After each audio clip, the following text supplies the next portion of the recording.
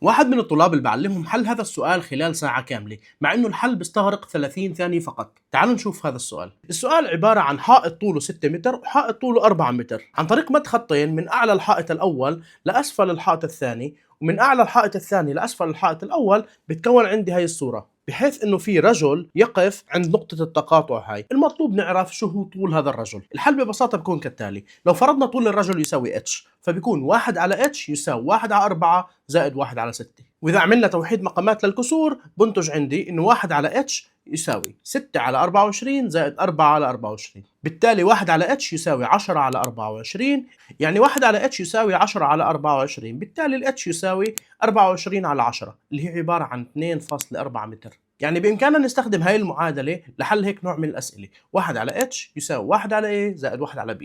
اللي بيعرف شو اسم هاي النظرية يكتب لي إياه بالكومنتات، وإذا حبيتوا هذا النوع من المحتوى اعملوا لي متابعة. سلام.